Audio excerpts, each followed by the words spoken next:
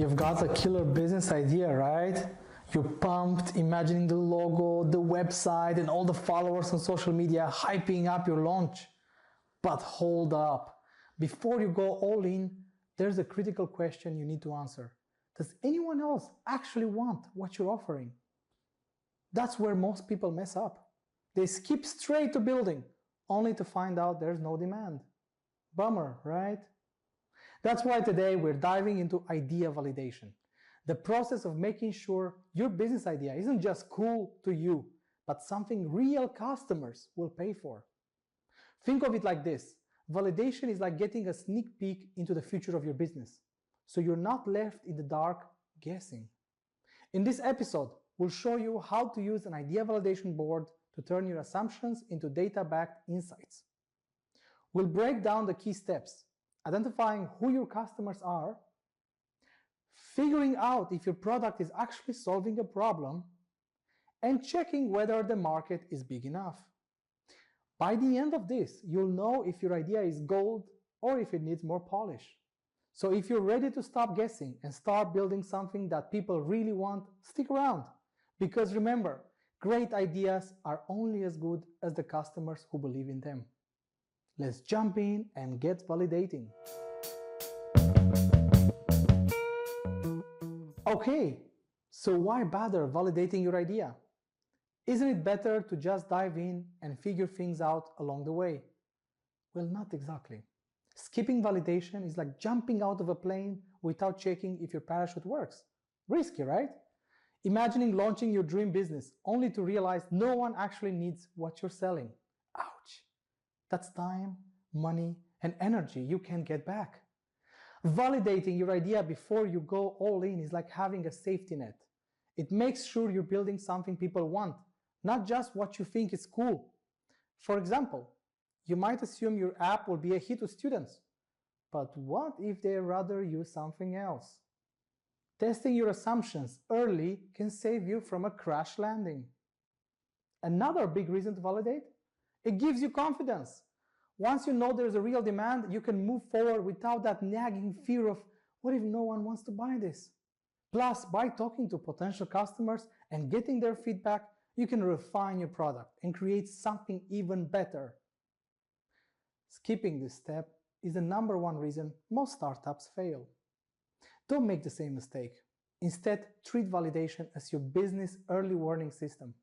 It'll help you spot red flags before they turn into disasters. So before you commit, test your assumptions and make sure you're not just building a business, you're building the right business.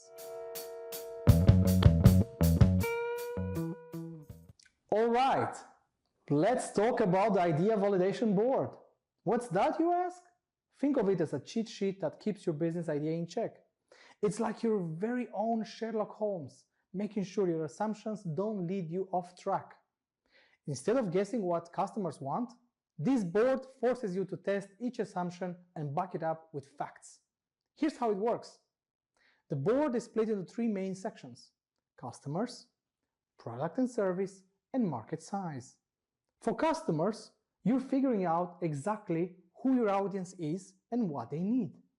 No more vague guesses like, I'm targeting everyone. Be specific. Next, the product and service section asks, does my product solve their problem? If the answer is a shrug, you're not done yet. Finally, market size. This is where you check if the market is big enough to support your business and if you can stand out from the competition. Using the idea validation board is simple but powerful. You identify what you think you know, test it, and then just adjust it based on what you learn. It's not about being right the first time. It's about making your idea better with each test. So grab a pen, list out your assumptions, and get ready to validate. Because the sooner you know what works and what doesn't, the faster you can build a business that's set up for success. All right, let's get into the most important piece, your customers. You might think you know who they are, but assuming is dangerous.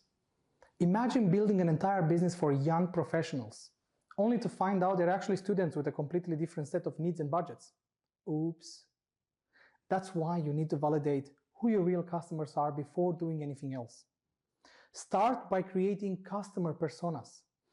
These are detailed profiles of your ideal customers, covering things like age, location, interests, and most importantly, their pain points. Then go out and test these assumptions. Don't just sit behind a screen. Talk to real people. Do interviews, surveys, or even use the social media pools to find out if they actually experience the problem you're trying to solve. Ask open-ended questions like, what frustrates you about X problem?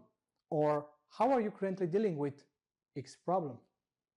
The goal is to understand them deeply, so you're building something they genuinely need, not what you think they need. Here's a tip. If people aren't excited when they hear your idea, or if they lukewarm about the problem, take it as a sign to dig deeper. Keep refining until you can pinpoint who really has a problem and wants it solved. Because if you nail your target audience, everything else becomes a whole lot easier. So go talk to your potential customers. You'll be surprised what you're going to learn. Now that you know who your customers are, it's time to see if your product or service actually solves their problem. You might be thinking, of course it does, but hold up. What do you think doesn't matter until your customers agree? The easiest way to test this? Build a minimum viable product, MVP. An MVP is a super simple version of your product that just includes its core features. The idea isn't to wow people with perfection, but to quickly see if it works. Your MVP could be anything: a basic prototype, a one-page website, or even a simple sketch of your idea. The goal is to get feedback as soon as possible. For example, if you're launching a food delivery service, start by offering delivery just one day a week and see if people actually sign up. Get your MVP in front of potential customers and ask their honest opinions. Do they find it valuable? What's missing? Will they pay for it? And don't take it personally if the feedback isn't glowing. Use those insights to tweak and improve your product. Keep iterating until your MVP starts hitting the mark. Because if your MVP can't attract interest, the full version probably won't either.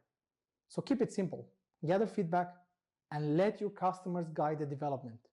That's how you build something they really want.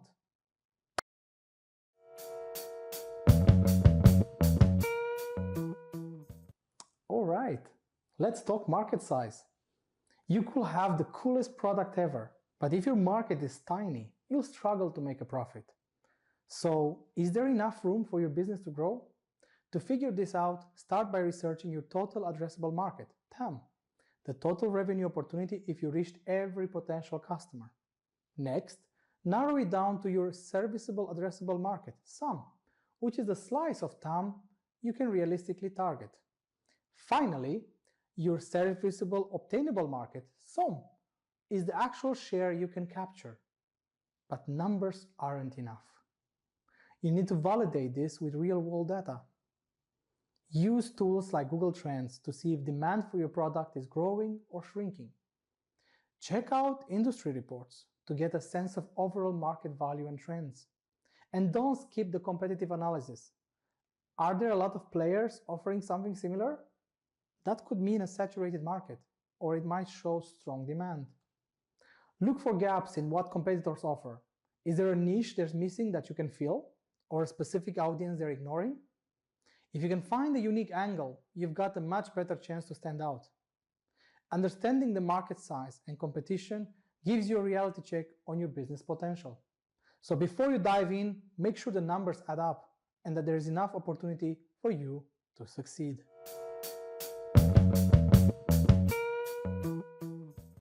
Now that you've nailed your customers, product, and market, it's time to check if your business model makes sense.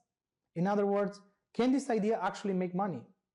Too many startups have great products but fail because they don't figure out how to monetize them effectively. So start by asking, what's your revenue model?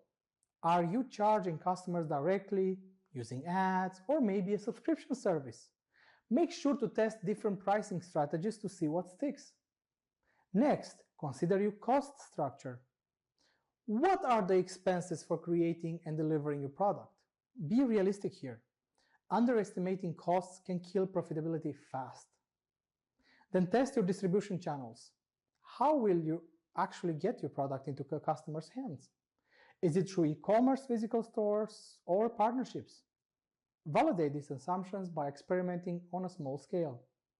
For example, if you're thinking of running an online store, launch a basic version first and see if people buy.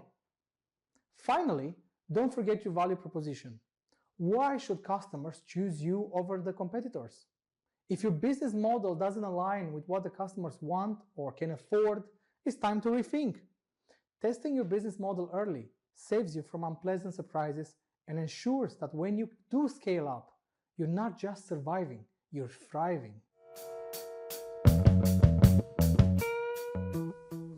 Want to see how idea validation works in real world? Let's look at a couple of examples. Take Dropbox, for instance. Before building a full-fledged product, founder Drew Houston created a simple video demonstrating how Dropbox will work. He really wanted to see if people were interested in cloud storage. Guess what? The video blew up, gaining tons of attention and signups, proving there was demand even before the product existed. That's smart validation. Another great example is Airbnb. In its early days, the founders struggled to get traction. Instead of giving up, they went to their target customers, college students and budget travelers, and literally took photos of apartments themselves to make the listings look better. They gathered feedback from those early users, adjusted their approach, and validated that people were willing to rent out their homes. Fast forward, now Airbnb is a global success story. Or look at Zappos, the online shoe retailer. The founder wanted to see if people would buy shoes online. Instead of stocking up inventory, he took pictures of shoes at the local stores and listed them on his website. When someone placed an order, he'd run to the store himself. It wasn't scalable, but it validated that people were willing to shop for shoes online. These examples show that validation doesn't need a huge budget, just creativity and a willingness to test your idea early. All right, let's wrap this up. We've covered a lot today, from understanding why validation is crucial to breaking down your assumptions about customers, products, market size, and even your business model. Remember, great ideas aren't enough. You need proof that your business can work in the real world. Think of the validation process as a way to protect your time, money, and energy. Each time you validate an assumption, you're making your idea stronger and more likely to succeed. Whether it's talking to customers, testing a prototype, or doing competitor research, every bit of feedback is valuable. And don't be afraid of discovering that your initial idea wasn't perfect. That's part of the journey. Even companies like Dropbox, Airbnb, and Zappos started small, tweaked their concepts based on real feedback, and built successful businesses because they listened to what the market wanted. So what's your next step? Start validating. Create your own idea validation board.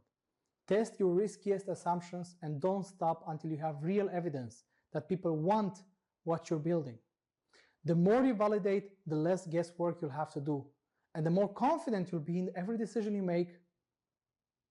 In the end, a validated idea isn't just a good idea.